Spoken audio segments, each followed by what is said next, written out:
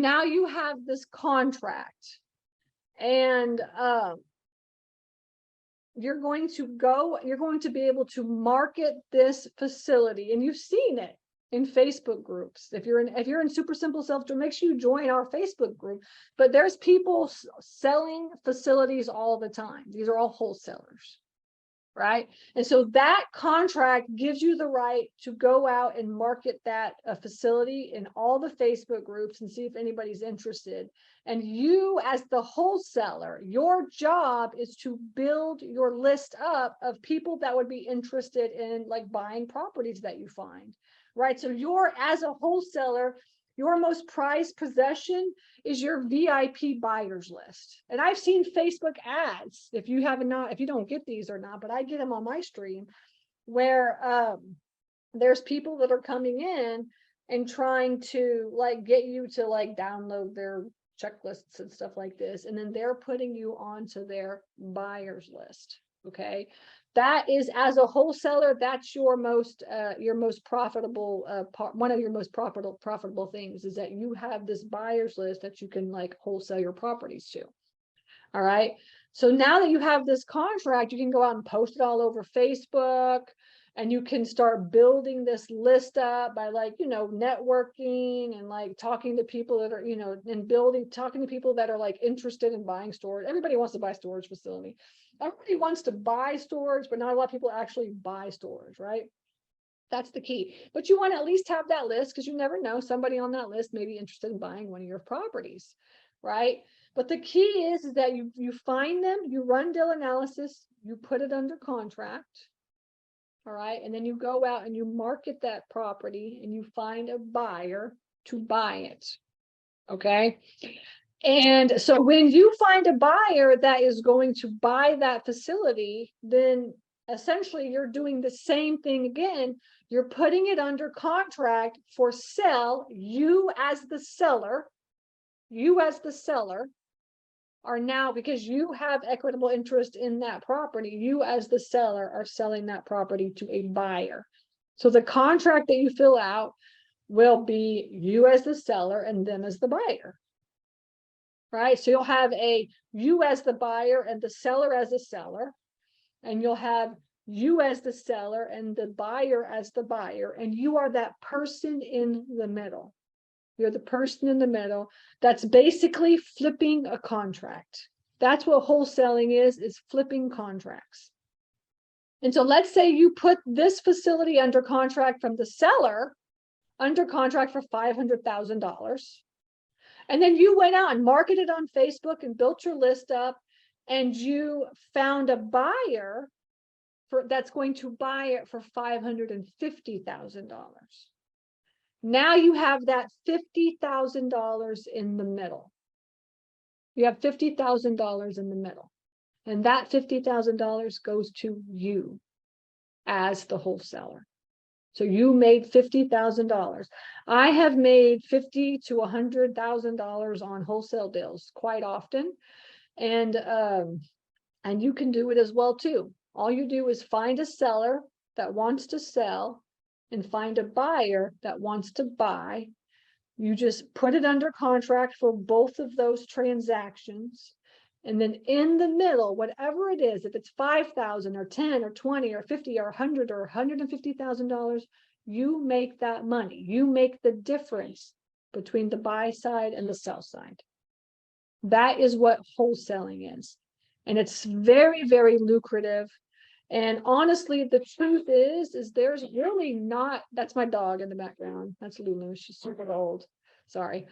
And the truth is there's not enough wholesalers out there. There are way too many people that want to buy storage, but there's not a lot of wholesalers out there. Okay. Now remember that, which is good, because that means there's hardly any competition. But also remember, if you do want to wholesale, okay, if you do want to wholesale, you have to put it under contract for a price where you can add money and actually sell the contract. So if it's worth $500,000, then put it under contract for $450,000 so you can sell it for $500,000. I see way too many wholesalers putting it under contract for 500,000, it's worth 500, and they try to sell it for 550, and then the numbers get too tight.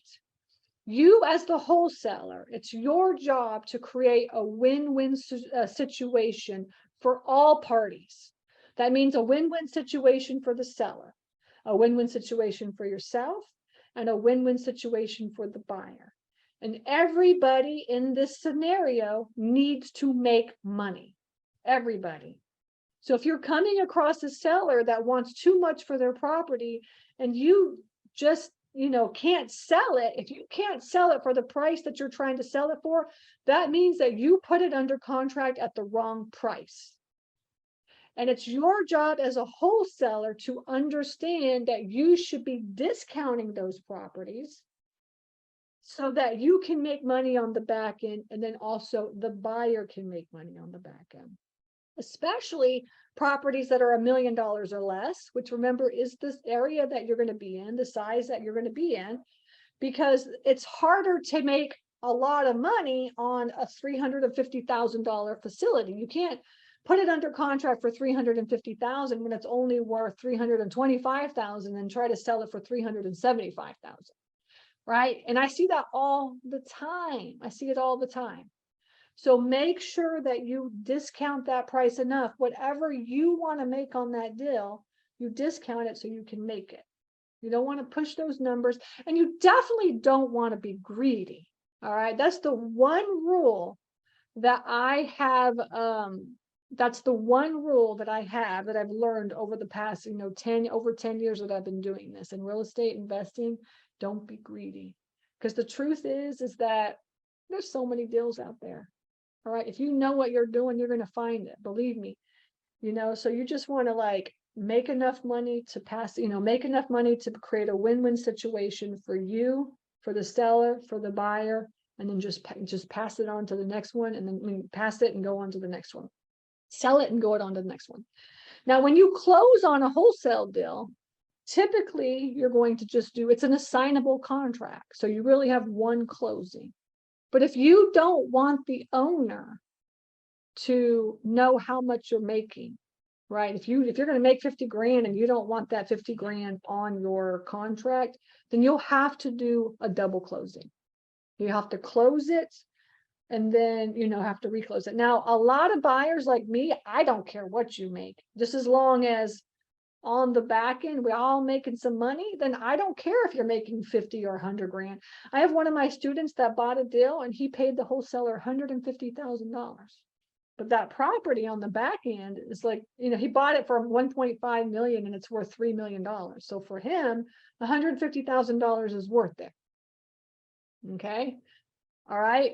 But sometimes the sellers and the buyers, they're like, I had to pay this kind of stuff. So then you'll have to do a double close. All right. So that means you have to close one facility and then close another. I've never had to do a double close. I always just make an assignable contract, and I let everybody know, I'm going to be making money on this deal. You're going to make money. You're going to make money, and I'm going to make money. I hope that's okay, because I don't want to pay 2 closings. And everybody's typically okay with that. But every once in a while, you'll get a seller that's like, what? Or you'll get a buyer that's like, what? And then you'll have to do a double close. Okay. So that is wholesaling in a nutshell.